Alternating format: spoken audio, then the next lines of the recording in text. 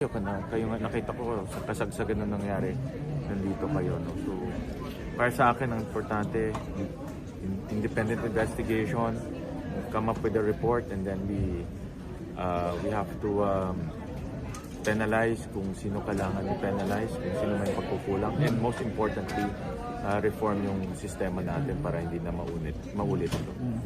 Sen, may video kasi na inilabas na nakita na magkasama talaga si Sen Bato at si Sen Robin.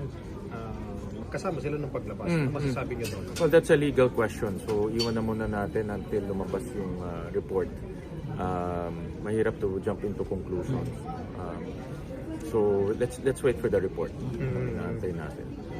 Hindi nyo kinukundina or bilang kasama ng senador? Like I said, no, it's a legal question. Depende yan doon sa report na lalabas, kung anong treatment nila doon sa situation. So we'll wait for that. Sir, sa nangyari naman dito kanina, naiyak pa si Cynthia, si Sen Risa naman, syempre may sentiment din na parang wala nangyari daw. Ako like I said kanina, ako nakikisimpatya ako sa lahat ng naapektuhan, members of the media, mga staff, mga senators na kasama natin.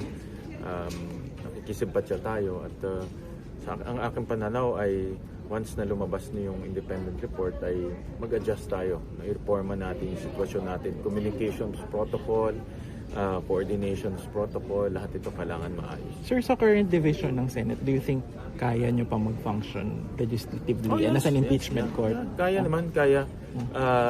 Ang Senate naman in the past, may mga ganitong situation din na isa lang ang lamang or dalawa lang lamang and things go on. No?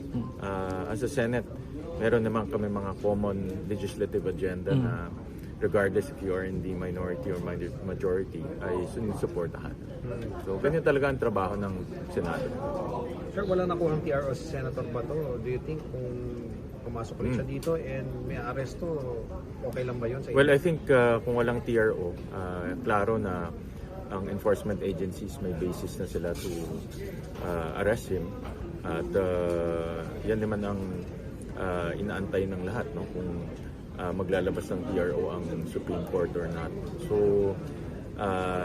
nandyan na tayo ngayon. Ano? At I'm sure the enforcement agencies are taking notice of this. Okay. All right. Sir. Thank you.